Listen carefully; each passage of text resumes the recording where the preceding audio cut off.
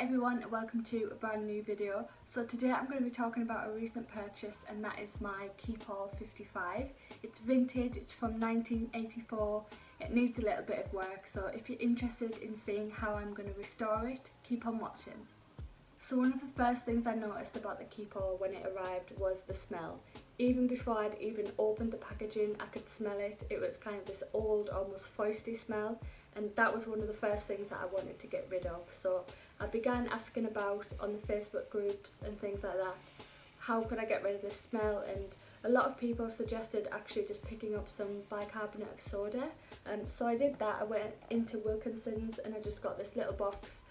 So what it does, it's just kind of a cleaner that just gets rid of any unwanted smells around your home. So I just sprinkled a bit of this on a plate and placed that inside the Keepall. I zipped it up and I left it like that for a couple of days just to give it time to let the smell disappear, and then when I checked it again a couple of days later, it actually did really work really well. So yeah, this was just a few pounds and it was really quick fix, so I would definitely recommend that. So after I used the bicarbonate of soda, I then wanted something else to kind of make it smell nice. Now that the bad smell had gone, I wanted to put something else in there just so it would smell really good. And I came across this from Liquid Proof. So they're a brand that do kind of cleaning sprays, protection sprays, and they also have this freshener. It's kind of says it's got a citrusy smell with a hint of mint as well. So I do like those smells, so I thought I'd give this a go. All I did was just sprayed a little bit inside, left it to dry, and it was really good to go after that. So you can apply as and when necessary, so I can top it up if I want to, but I really like the smell of this, and it just smells really fresh and nice. So after getting rid of the bad smell, I wanted to make it last a bit longer with a nice smell, so really happy with this one. So the next thing I wanted to tackle was the actual leather itself. I could tell it hadn't been cleaned maybe ever, so what I did first was just brush over with a very damp cloth just to see if I could lift any of the dirt just off the top surface, and there was quite a bit of dirt, so I did that first, and then the next thing I used was some Handbag Clinic products. So I've got a few different things, some for fabric, some for leather, and I've used them before in my bags and they always work really well. So the first thing I used is a leather cleaner. So what you do, you just spray a little bit of this onto a cloth. I just used one of the microfiber cloths that I had, sprayed a bit on there and just worked into a circular motion, taking each panel at a time. So I started with the canvas and then I also did it on the vachetta. Now don't panic, if you use this on the vachetta, it will go dark to start off with, but as it dries it will go back to how it was. So don't panic about that, it really does work, and it just lifts off all of the dirt that's on the top of the leather and cleans it off really well. The next step after that was to use the liquid leather protector. Again, it's just another spray. I put this onto another piece of cloth and again worked it in circular motions across every panel of the bag.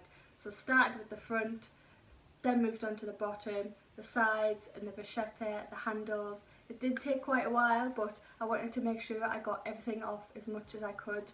How I did it, I worked on the front first, doing the canvas and then the vachetta, turned it over on its side, did the bottom, the canvas and the vachetta, then the sides and then the handles, and I just made sure I did every bit as best as I could just to lift all the dirt off there before we move on to a protection. So after all the leather is clean, the last thing to do is to protect it, and I use this leather protection cream.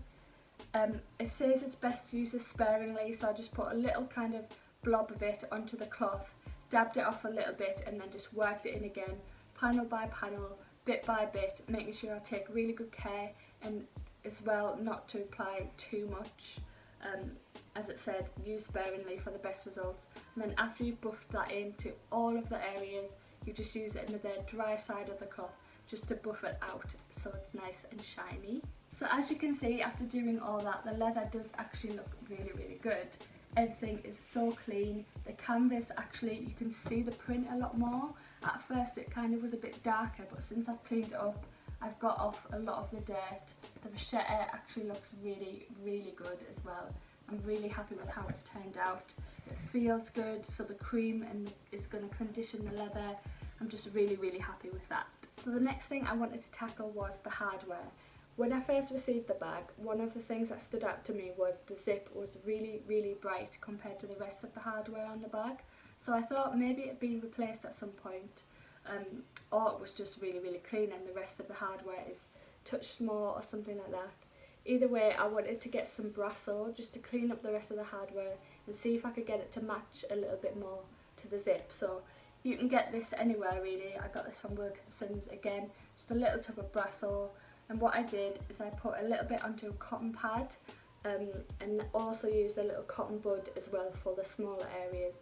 You do have to use a bit of elbow grease, but you just work it in there, and I was so impressed with how much it actually did shine. So compared to how they were before, these little D-rings now actually match the shininess of the zip, which I'm so happy about. So I'm thinking maybe the zip wasn't replaced, I'm not sure, but it now matches and it all looks the same. Same for these on the handles and the other D-ring at the sides. So the hardware now all matches. So the final thing I wanted to do was just protect the fabric on the inside. Now that it's smelling all nice, I want to make sure that if I have any spillages or anything like that, it's protected as much as it can be. So Handbag Clinic also do this fabric protector in a spray format. So I just sprayed that inside, left it to dry, and that was that. So that was everything I did to my Keepall. I'm so happy with how everything turned out, especially the hardware. It just looks as good as new and it doesn't smell anymore, which I'm really happy about. So the next thing I plan on doing is I plan on looking for a strap. This is a 55 bandolier version, but it didn't come with the strap, so I'm going to look at finding one if I can. If I can get one as close to the patina on this, that would be really good, but if not, I don't mind it being a little bit different. So I'm going to keep my eyes out for one of those. I'm also going to keep my eyes out for a dust bag, just so when I'm storing this, it's protected a little bit.